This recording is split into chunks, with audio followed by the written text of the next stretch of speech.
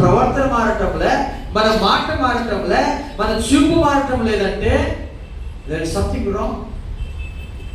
3.5 సంవత్సరాలు యేసు ప్రభుతో వారు తిన్నారు, యేసు ప్రభుతో వారు నడిచారు, యేసు ప్రభుతో సహవాసం చేశారు. వారి యొక్క స్వరూపం ఎలా మారిపోయింది తెలుసా? యేసు ప్రభు యొక్క స్వరూపం. అందుకే వాళ్ళు వచ్చి అడుగుతున్నారు, ఎవరు ఇసుక మీద కూడా అర్థం కాలే, ఇసుక మీద కూడా అర్థం కాలే. యేసు ప్రభు 3.5 సంవత్సరాలు కూడా యేసు ప్రభుతో ఉన్నాడు కదా, కానీ ఎలా ఉన్నాడు? ఒక పాపి ఏ విధంగా ఉన్నాడు అలాగే ఉన్నాడు. బ్రతుకు మారలే, అలాగే ఆలోచించాడు, అలాగే ఉండడం. చివరికి ఇస్కరియోతు జీవితం అంతా కూడా నాశనం అయిపోయింది. గుర్తుపట్టలేకపోతున్నాడు ప్రభుని. అందరూ ఒకేలాగా ఉంటారు. ఆ మాట చేతి నీకు అర్థమవుతుంది. యోహాను సువార్త 18వ అధ్యాయము 3వ వచనం చదవండి ఒకసారి. 3వ వచనం. కావున యూదా సైనికులను ప్రధాన యాజకులు పరిసయ్యులు పంపిన భద్రౌతులను వెంటబెట్టుకొని, చూడండి, దివిటీలతోనూ దీపములతోనూ ఆయుధములతోనూ అక్కడికి వచ్చాను.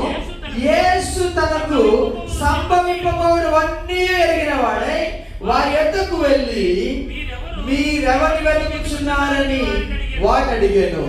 వారు నజరేయుడైన యేసునని ఆయనకు ఉత్తరమియ్యగా, యేసు ఆయనను నేనే అని వారితో చెప్పాను. ఆయనను అప్పగించిన యూదాయు వారి యొద్ద నిలుచుండెను. ఆయన నేనే ఆయనని వారితో చెప్పగా, వారు వెనుకకు తగ్గి నేల మీద పడిరి. వాళ్ళ దగ్గర దివిటీలు ఉన్నాయి, దీపాలు ఉన్నాయి, వెలుగుంది, అన్నీ ఉన్నాయి. యేసు ప్రభు వెలుగుతూ ఉన్నారు. వాళ్ళు ఏదో వెలుగుతూ ఉంటే ఆయన దగ్గరికి వెళ్ళి అడుగుతున్నారు, మీరు ఎవరు వెలుగుతున్నారు అడిగారు.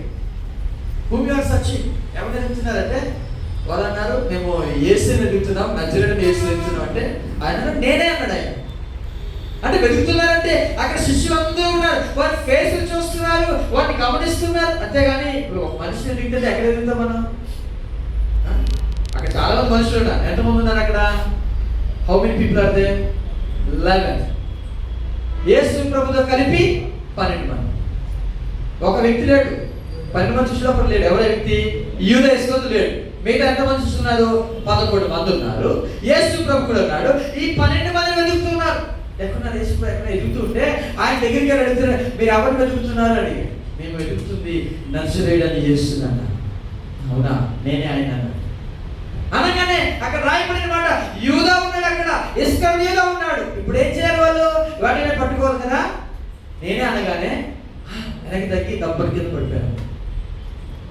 ఇది నేను చెప్పడం లే, బైబిల్లో మాట మీకు చూపించాను. వెనక్కి పడిపోయాను. ఇది ఒకసారి కాదు, మరొకసారి 7వ వచనం, ఒకసారి జరిగింది. రెండోసారి కూడా మళ్ళీ అడుగుతాడు యేసు ప్రభు. చదవండి ఒకసారి 7వ వచనం చదవండి. మరలా ఆయన, మీరు ఎవరిని వెతుకుచున్నారని వాడు అడిగాను.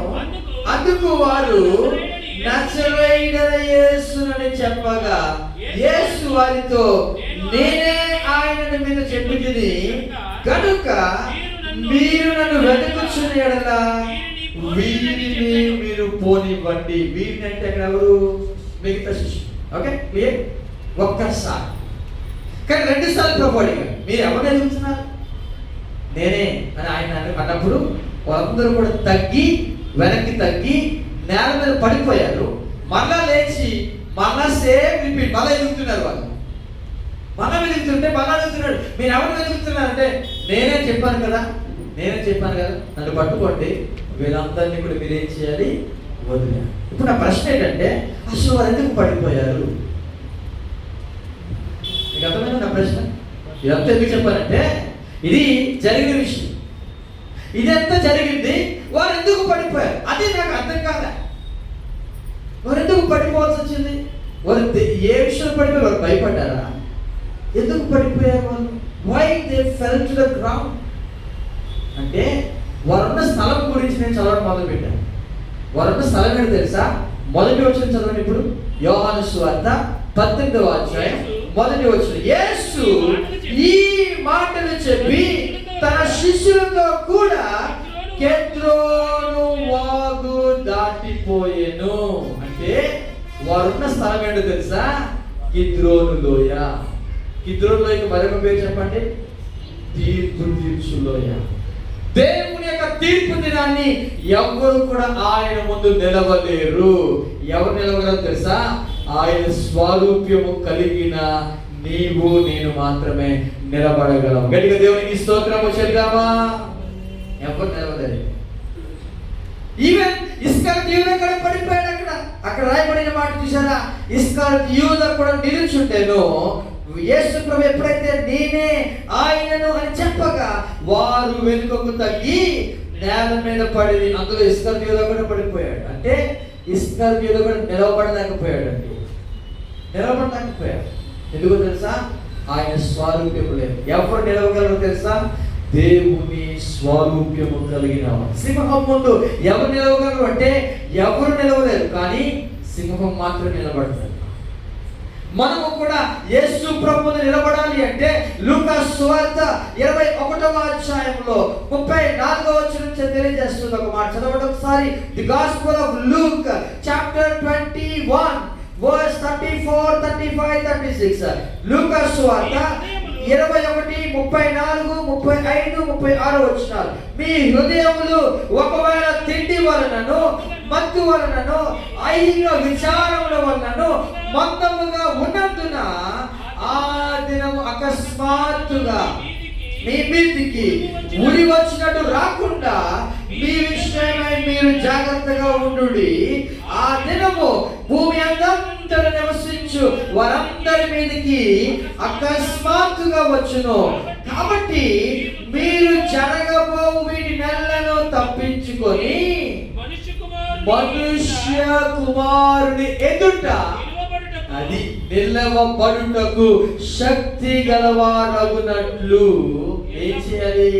ఎల్లప్పుడూ ప్రార్థన చేయొచ్చు, మెలకువగా ఉండుడి. నిలవబడాలి అంటే మనుష్య కుమారుని ఎదుట నిలవబడాలి అంటే శక్తి ఉండాలి. If you want to stand before the son of man, మనుష్య కుమారుని ఎదుట నిలవబడాలి అంటే తీర్పు దినాన్ని మనందరం కూడా నిలవబడబోతున్నాం. We are all going to stand before the judgment of the Lord. దేవుని యొక్క తీర్పు దినాన్ని ఇవన్నీ కూడా జరగబోతూ ఉన్నాయి. అయితే మీరు వీటన్నిటిని తప్పించుకొని ఆయన ఎదుట నిలవబడాలి అంటే ఎల్లప్పుడూ ప్రార్థన చేయండి. ఎల్లప్పుడూ ప్రార్థన చేయొచ్చు, మెలకువగా ఉండుడి. శిష్యులందరూ కూడా అక్కడే ఉన్నారు. యేసుప్రభు అక్కడే నిలబడ్డాడు. అప్పటికి ఆయన వాము దాటేసి కెద్రోను వాము. ఈ మాట ఎక్కడ మీకు కనబడదు? మన లూకా సువార్తలో కనబడదు, మనకి గెత్సేమని తోడ కనబడుతుంది, యెరూషలేము కనబడుతుంది. ఈ రెండే కనబడుతుంది. ఇంకెక్కడ కూడా ఈ మాట కనబడదు. అంటే మత్తయి సువార్తలో కానీ, మార్కు సువార్తలో కానీ, లూకా సువార్తలో కానీ కిద్రోను అనే మాట మీకు కనబడదు. యోహాను భక్తులు మాత్రమే తెలియజేస్తారు. యోహాను అంటాడు, యేసు ప్రభువు వారు కిద్రోను వాగు దగ్గరికి వచ్చి అది దాటిపోయిన తర్వాత జరిగిన విషయం ఏంటంటే, ఆ కిద్రోను వాగు ఎక్కడ ఉందంటే ఆ ఒలీవల కొండ కిందనే, ఆ గెత్సేమనే తోట దగ్గరలోనే ఉంది.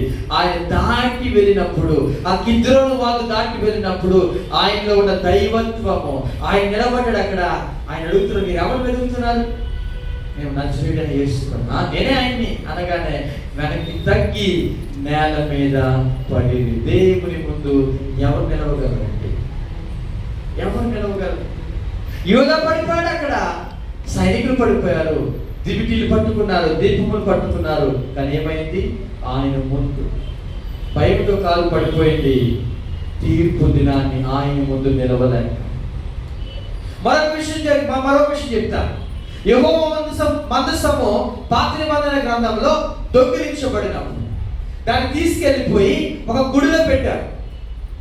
ఆ గుడి పేరు దాగోను గుడి. వాళ్ళందరూ కూడా ఆ యెహోవా మందసాన్ని దొంగిలించి దేవుని యొక్క మందసాన్ని తీసుకెళ్ళిపోయి దాగోను గుడిలో పెట్టినప్పుడు పెట్టేసి వాళ్ళు వెళ్ళిపోయారు, తాళం వేసి వెళ్ళిపోయారు. మార్నింగ్ చూసేసరికి తాళం ఓపెన్ చేశారు, చూసేసరికి ఆ దాగోను యొక్క విగ్రహము దేవుని మందసం ముందు పడిపోయి ఉంది. కింద పడిపోయింది. వీరు మళ్ళీ ఏం చేశారు తెలుసా? ఆ విగ్రహాన్ని మళ్ళా లేపి మళ్ళా నిలబెట్టి తామేసి వెళ్ళిపోయారు. మళ్ళా మనసులో చూసేసరికి విగ్రహం పడిపోవడమే కాదు, ఈసారి చేతులు తెగిపోయాయి, తల తెగిపోయాయి, మొండి మాత్రం మిగిలింది.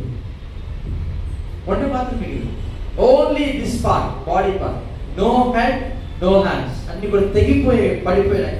అంటే దేవుని ముందు ఎవరు కూడా నిలవలేరు. ఆయన రాజులకు రాజు, ప్రభులకు ప్రభు, భయంకరమైన దేవుడు. గట్టిగా దేవునికి స్తోత్రము చెప్దామా? మనం ఎంతగా భయపడుతున్నాం. ఆయన ముందు నిలవబడడానికి ధైర్యం ఇచ్చిందే ఆయన స్వరూపంలో మార్చబడడానికి ఆయనే మన కొరకై సిలువలో మరణించాడు. సో 3 పేర్లు మీకు తెలియజేస్తాను. ఏం పేర్లు? ఒకటి, ద వ్యాలీ ఆఫ్ జడ్జ్మెంట్, తీర్పు తీర్చు లోయ. The second one, the valley of యెహోషాపాతు లోయ. మూడవదిగా ద వ్యాలీ ఆఫ్ కిద్రోను లోయ. ఇందులో నుండి ఒక 3 పాఠాలు మనం నేర్చుకోవడానికి మనం ముందుకు వెళ్దాం. మొట్టమొదటి పాఠం ఏంటో తెలుసా? మన దేవుడు నీతి గల న్యాయాధిపతి. Hour God is righteous judge. మన దేవుడు నీతి గల న్యాయాధిపతి. ఆయన న్యాయం చేసే దేవుడు. చదవండి యోవేలు గ్రంథం 3వ అధ్యాయం 2వ వచనం చదువుకుందాం ఒకసారి. యోవేలు గ్రంథం, the book of Joel, chapter 3 verse number 2. Yovelu గ్రంథం 3వ అధ్యాయము 2వ వచనాన్ని మనం చదువుకుందాం. అన్యజనులందరినీ సమకూర్చి యెహోషాపాతు లోయలోనికి తోడుకుని పోయి వారు ఆయా దేశములలోనికి నా స్వాస్యముగు ఇశ్రాయేలీయులను చెదరగొట్టి నా దేశమును తాము పంచుకొనుటను బట్టి నా జనుల పక్షమున అక్కడ నేను ఆ అన్య జనులతో వ్యాజ్యమాడుదును. చూడండి, the book of Joel chapter 3 verse number 2. I will gather together all the nations and bring them down into the valley of Jehoshaphat, and there I will deal with them and enter into judgment with them. Then for my people, my inheritance Israel, whom they have scattered among the nations, and they have encroached on my land and divided it up. అనగా అన్యజనులందరినీ కూడా దేవుడు తీసుకెళ్తాడంట. ఎక్కడ తీసుకెళ్తాడు? అక్కడ రాయబడిన మాట, యెహోషాపాతు లోయలోనికి తోడుకుని పోయి. యెహోషాపాతు లోయ అనగా ఇందాక మనం చెప్పుకున్నాం కదా, తీర్పు తీర్చు లోయ, ద వ్యాలీ ఆఫ్ జడ్జ్మెంట్. అక్కడికి తీసుకెళ్ళిపోయి నా యొక్క ప్రజల నిమిత్తము నేనేం చేస్తాను తెలుసా? ఆ అన్యజనులతో వ్యాజ్యమాడుదును, తీర్పు తీరుస్తాను అంటున్నాడు దేవుడు. ఎందుకు అంటే న్యాయాధికారి ఆయన. హీ ఈజ్ రైచియస్ జడ్జ్, నీతి గల న్యాయాధిపతి. ఒకవేళ నువ్వు అనుకోవచ్చు, ఈ లోకంలో నాకు అన్యాయమే జరుగుతుంది, న్యాయము జరగటం లేదని అనుకుంటే, న్యాయము తీర్చే దేవుడు ఒక రోజు ఖచ్చితంగా ఆ న్యాయాన్ని నీవు చూడడానికి దేవుడు అవకాశం ఇవ్వబోతూ ఉన్నాడు. దేవునికి స్తోత్రము చెల్లామా? ఒక రోజు ఉంది, తీర్పు దినం ఉంది. ఆ దినాన్ని ఎవ్వరు కూడా తప్పించుకోలేరు. దేవుని యొక్క తీర్పు, దేవుని యొక్క న్యాయస్థానంలో లంచము లేదు. లంచం ఇచ్చి ఈరోజు ఏం చేస్తున్నారు? కోర్టులో ఏం చేస్తున్నారు? తీర్పుని తప్పించేస్తారు. ఏం ఇస్తున్నారు? బ్రైబ్స్. బట్ దేవుని యొక్క కోర్టులో నో బ్రైబరీ, నో బ్రైబ్. అంటే లంచం ఇచ్చి ప్రభువా అలా చేశాను, ఇలా చేశాను, అలా చేశాను, ఈ మందిరానికి ఎంత ఇచ్చాను, అంత ఇచ్చాను, ఏమి తీసుకోడు. ఏమి క్యాలిక్యులేట్ చేయడు, ఏం ముట్టుకోడు. ఒకే ఒకటి, నువ్వు ఎలా ఉన్నావు? బల నమ్మకమైన మంచి దాసుడా, లేదా రెండవది సోమరివైన చెడ్డదాసు. There are only 2 voices. రెండు స్వరాలు వినబడతాయి. ఒకటి గుడ్ అండ్ ఫెయిత్ఫుల్ సర్వెంట్ అనగా బల నమ్మకమైన మంచి దాసుడా అని పిలిచే స్వరం వినబడుతుంది. లేదా ఓ వికెట్ సర్వెంట్ అంటే సోమరివైన చెడ్డదాసుడా. రెండు స్వరం. ఈరోజు మనం ఏ విధంగా జీవిస్తున్నాం? రైచియస్ జడ్జ్, ఆయన దగ్గర లంచము లేదు. రెండవదిగా ఆయన తీర్పు ఆలస్యము కాదు. తీర్పు దినాన లేకపోతే కోర్టులో వాళ్ళు అంటారు నెక్స్ట్ వాయిదా, అంటే నెక్స్ట్ మరొకసారి మనం ఏం చేస్తాము, మీరు అందరూ రండి, మళ్ళీ మీకు తీర్పుని నెక్స్ట్ వీక్ ఇస్తారు, వాయిదా వేస్తారు. ఆలస్యం చేస్తారు. 10 years, 15 years, కొన్ని సంవత్సరాలు లాగి వెళ్తూ ఉంటారు. కానీ దేవుని తీర్పు ఆలస్యము కాదు. దేవునికి స్తోత్రము చేద్దామా? ఓల్డ్ టెస్టమెంట్ లో, పాత నిబంధనలో వెంటనే తీర్పు చేశాడు దేవుడు. వెంటనే ఈ ప్రీస్ట్ ఎవరంటే యాజకుడైన అహరోను యొక్క కుమారుడు ఇద్దరు ఏం చేశారంటే దేవుని మందిరంలోనికి వారు అన్యాగ్ని తీసుకొచ్చారు. అన్యాగ్ని అంటే దేవుడు చెప్పని వేరే అగ్ని తీసుకొచ్చారు. వాళ్ళు తీసుకొచ్చారు లేదో స్పాట్ లో ఆకాశం అగ్ని దిగి ఇద్దరు కూడా స్పాట్ లో చనిపోయారు. బాగా గమనించండి. తీర్పు పాత నిబంధన అంతా కూడా వెంటనే జరిగింది. వెంటనే వచ్చేసింది. ఇప్పుడు వస్తుందా చెప్పండి? ఇప్పుడు వస్తుందా? రావట్లే. అందుకే మనిషి ఏం చేశాడంటే నాకు రావట్లేదు కదా తీర్పు, నేను చేస్తుంది కరెక్టే అని దాంట్లో కంటిన్యూ అయిపోయి దేవుడికి విరోధం అయిపోతున్నాడు. దేవుడికి విరోధం అయిపోతున్నాడు. దుష్క్రియకు తగిన శిక్ష శీఘ్రముగా కలగకపోవడం చూసి వెంటనే కలగట్లేదని మనుషులు భయము విడిచి హృదయపూర్వకముగా దుష్క్రియ చేయడం మొదలుపెట్టారు. పాత్రి బలంతా చూడండి, ఏదో తప్పు చేశాడు ఆకాను, అదే దొంగిలించాడు, ఆశించాడు, దాన్ని తీసుకెళ్లి ఇంట్లో పెట్టుకున్నాడు. ఏమైంది? మరుసటి రోజుకల్లా ఏమైంది? తన ఇల్లు, తన కుటుంబం అంతా నాశనం అయిపోయింది. Immediate reaction. దేవుని యొక్క శిక్ష, దేవుని యొక్క తీర్పు పాత నిబంధన అంతా కూడా మనం గమనించినట్లయితే ఇమీడియట్ గా వచ్చింది, వెంటనే వచ్చేసింది. దావీదు పాపం చేశాడు, బత్షెబ పాపం చేశాడు. ఆ యొక్క పాపము తన కుమారుడి మీదకి వచ్చింది. ఆ కుమారుడు ఏమయ్యాడు? జబ్బు పడ్డాడు. దేవుడు అన్నాడు నీకు పుట్టిన బిడ్డ ఖచ్చితంగా మరణిస్తాడు అని చెప్పేది. ఆలోచిద్దాం. తీర్పు అనేది పాత నిబంధన అంతా కూడా ఎలా ఉందంట? త్వరగా వెంటనే జరుగుతుంది. కానీ ఇప్పుడు మనకేమి లేదు, సరిగ్గా తీర్పు అనేది లేదు. కాబట్టి చదవండి ఒకసారి ప్రసంగి గ్రంథం 8వ అధ్యాయం 11వ వచనం చదవండి ఒకసారి.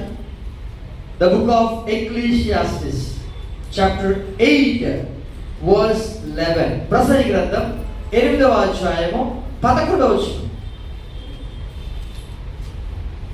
ఎక్లీషియాస్టిస్ చాప్టర్ 8 వర్స్ నంబర్ 11 చదువుకుందాం.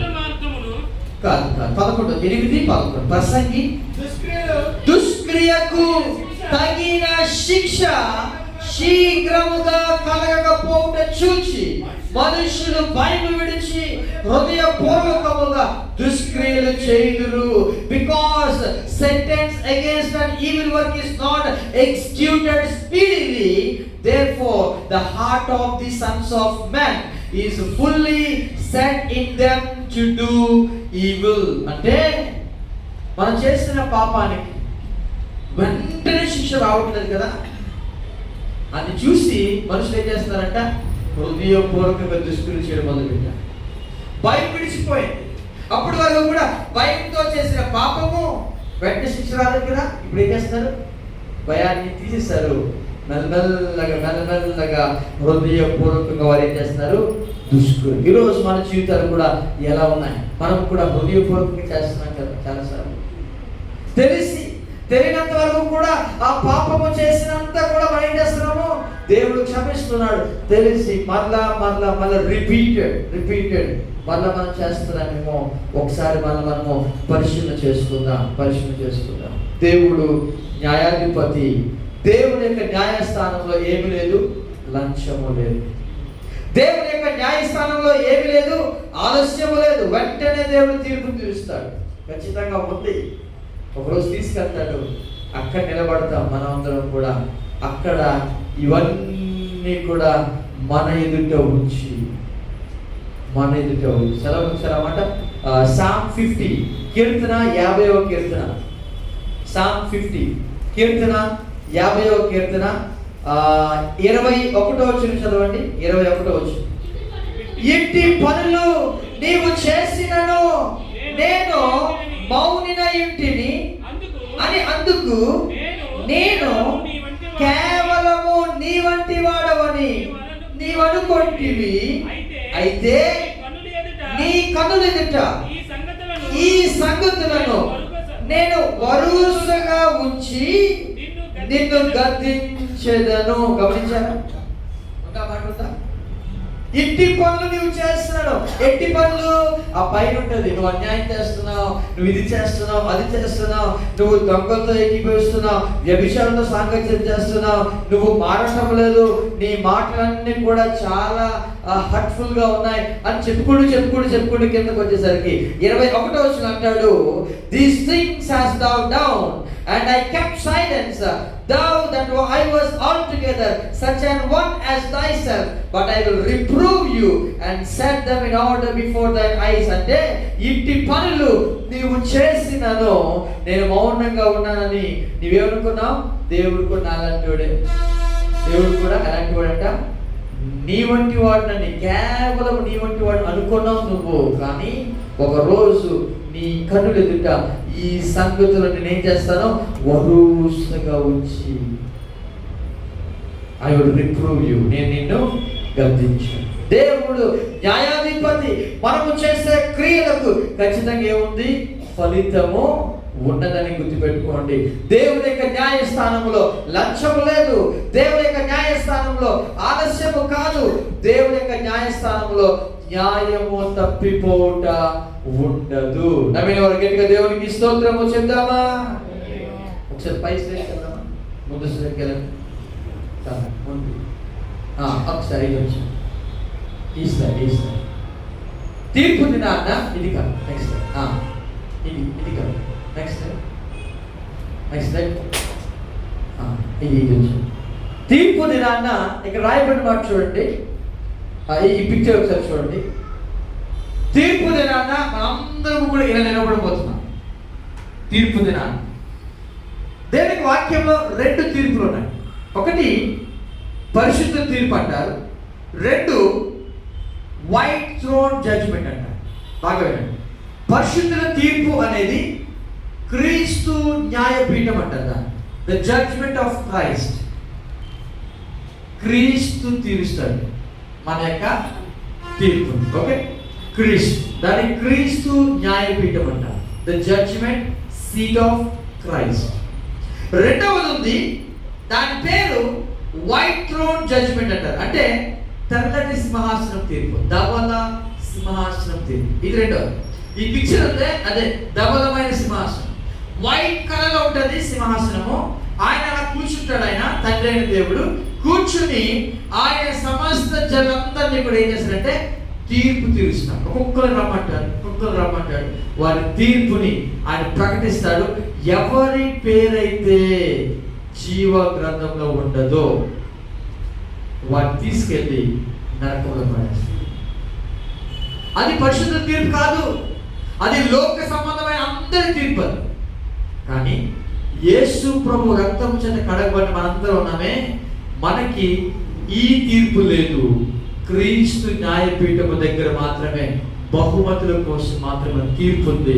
ఆ దినాన్ని ఎంత ప్రార్థన చేస్తావో, ఎంత సువార్త చెప్పావో, దేవుని కొరకై ఏ పని చేస్తావో ఆ పని కొరకై దేవుడు నీకు ప్రతిఫలాన్ని ఇవ్వబోతూ ఉన్నాడు. దేవునికి స్తోత్రము చెప్దామా? హల్లెలూయా. 2 రకాలైన తీర్పు. ఈ 2 రకాలైన తీర్పుల్లో నీవు మొదటి తీర్పులోకి ప్రవేశించాలంటే యేసు ప్రభు ఒక్కడే మార్గం, యేసు ప్రభు ఒక్కడే సత్యం, యేసు ప్రభు ఒక్కడే జీవము. ఆయన తీర్పులోనికి వెళ్ళాలంటే ఆయన నమ్ముకోవాలి. ఆయన తీర్పు తీరుస్తాడు. ఓకే, నీవు నా రక్తంలో కలగబడ్డా. ఆయన తీర్పులోనికి వెళ్ళాలంటే యేసు ప్రభు ఒక్కడే మార్గము, యేసు ప్రభు ఒక్కడే. ఆయన మాత్రమే చేయగలడు. ఎందుకో తెలుసా? నీ పాపమును నా పాపమును ఆయన తన మీద వేసుకున్నాడు. ఒకసారి ఒక జడ్జి గారి కుమారుడు ఒక స్పీడ్గా డ్రైవ్ చేస్తూ కారు మీద వెళ్తూ ఒక రోడ్డు ప్రక్కన ఒక ఇన్నోసెంట్ వ్యక్తి గుద్దేశాడు. ఆ వ్యక్తి అక్కడ చాలా భయంకరమైన యాక్సిడెంట్ చేశాడు. పోలీసులు పట్టుకున్నారు ఈ వ్యక్తిని, ఎవరైతే స్పీడ్గా కారు నడిపాడో ఆ వ్యక్తిని పట్టుకుని తీసుకువెళ్ళి ఆ టైం వచ్చినప్పుడు కోర్టులో నిలబెట్టారు. కోర్టులో నిలబెడితే ఎదురుగా ఉన్నాడు ఆ నాన్నగారే. ఈ బోన్లో నిలబడ్డాడు కుమారుడు. బోన్లో నిలబడిన తర్వాత ఆ సీట్ దగ్గర కూర్చున్న వ్యక్తి ఎవరంటే జడ్జి గారు, వీళ్ళ నాన్నగారు. ఆయన మాట్లాడుతూ చెప్పండి ఇప్పుడు నెక్స్ట్ టైం చెప్పండి అని అడుగుతూ ఉంటే ఆ లాయర్ వచ్చి మాట్లాడిన తర్వాత బాబు నీ పేరేంటి అని అడిగాడు ఈ జడ్జి గారు. ఆ అబ్బాయి విచిత్రంగా చూస్తూ అదేం డాడీ నేను ఎవరో నీకు తెలీదా, ఇంట్లో నన్ను బుజ్జి అని పిలుస్తూ ఉంటా, పండు అని పిలుస్తూ ఉంటా, నేను ఎవరో నీకు తెలీదా, మాట్లాడు, ఇది కోర్టు, ఇదేమో ఇల్లు కాదు, ఇది కోర్టు, ఇది నీ పేరు చెప్పు మళ్ళీ గట్టిగా అడిగాడు.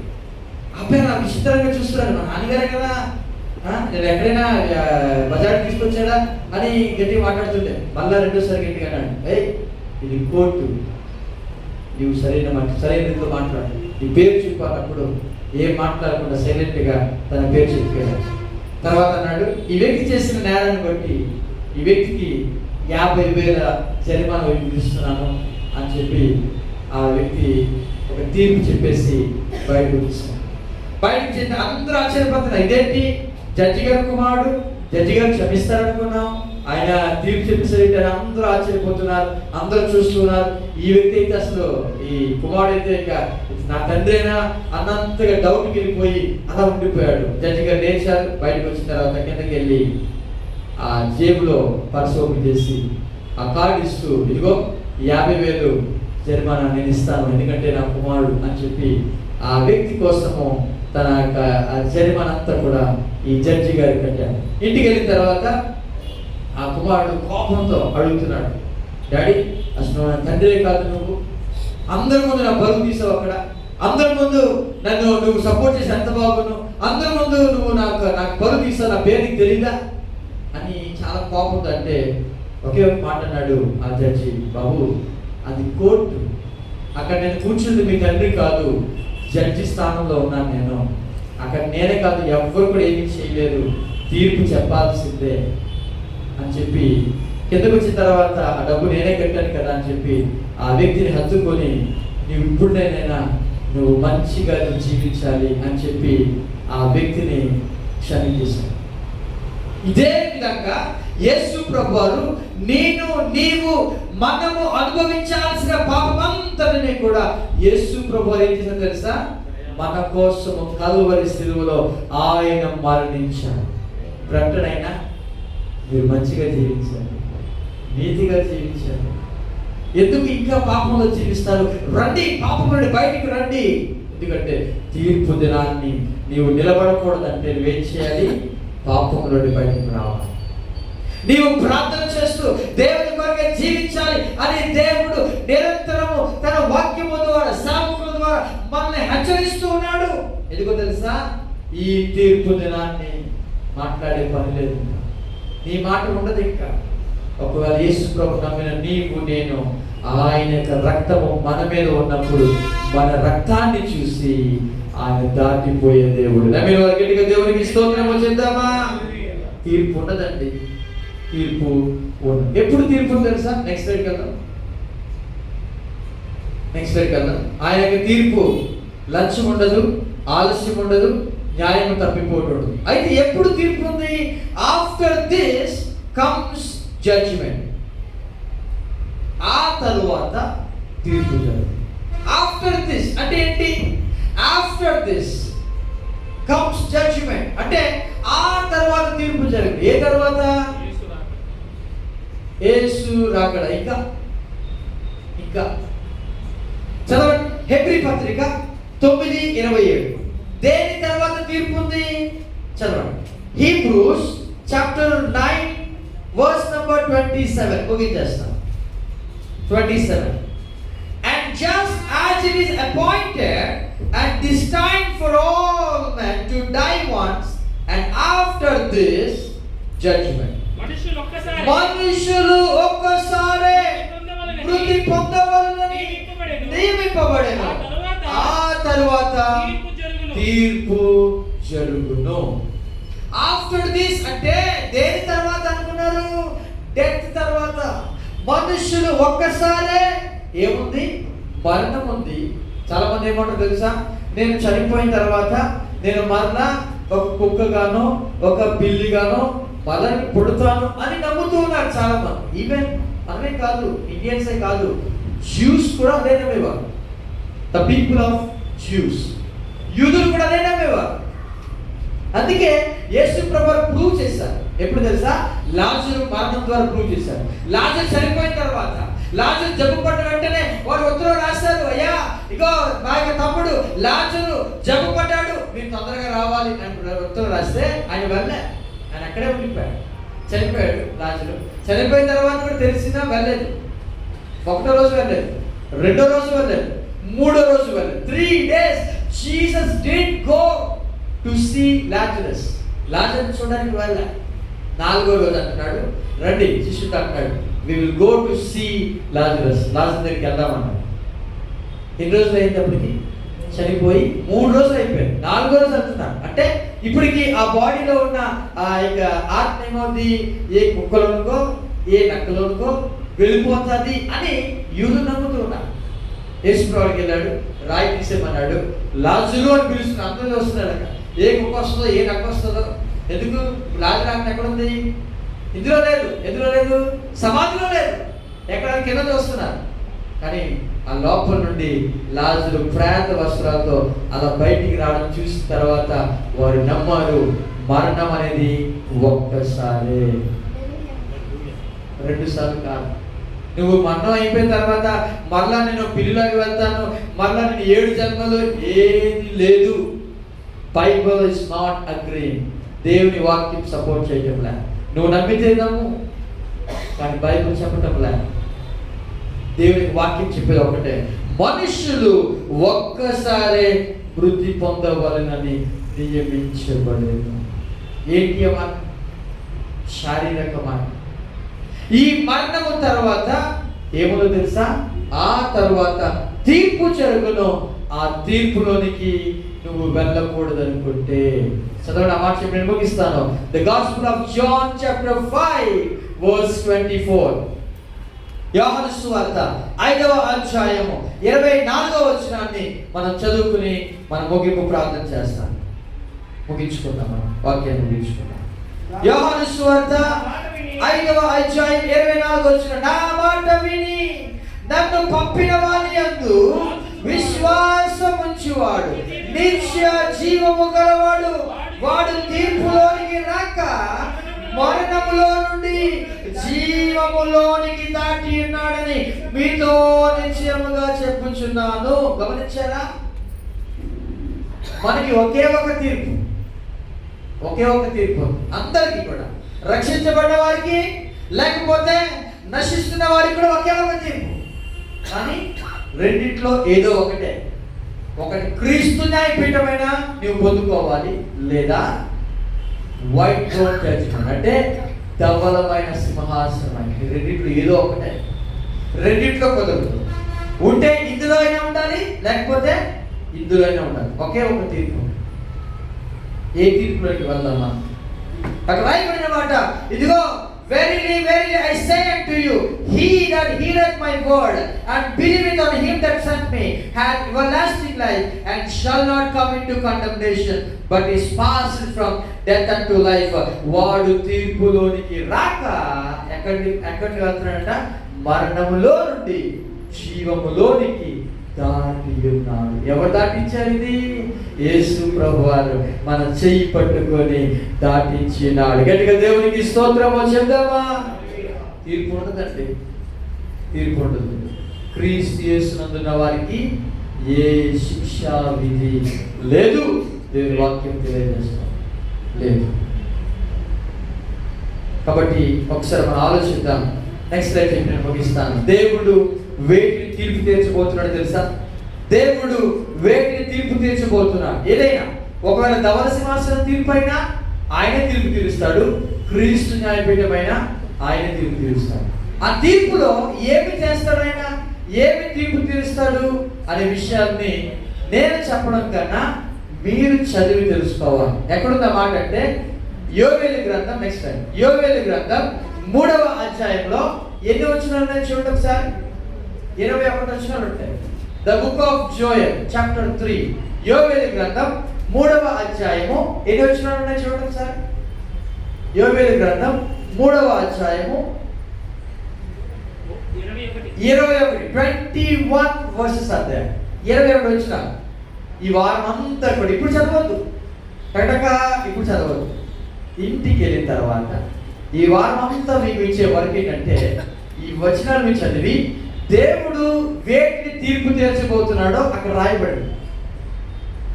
వచ్చే వారంలో 5 విషయాలు మీకు తెలియజేస్తాను. మీరు ట్రై చేయండి, మీరు ప్రయత్నం చేయండి. మీరు చదువుతున్న వాక్యంలో ఈ వాక్యాన్ని కూడా యాడ్ చేసుకుని చదవండి, రోజు చదవండి. 5 విషయాలు మీతో మాట్లాడతాను. What are the things God is going to judge? దేవుడు వేటిని తీర్పు తీర్చబోతున్నాడో ఆ తీర్పు తీర్చే ఆ విషయాలన్నీ కూడా దేవుడు ఆ యొక్క అధ్యాయంలో, యోవేలు గ్రంథం 3వ అధ్యాయంలో రాసిన అవి మీరు ఇంటికి వెళ్ళి చదవండి. తల వంచుదాం, కళ్ళు మూసుకుందాం. చిన్న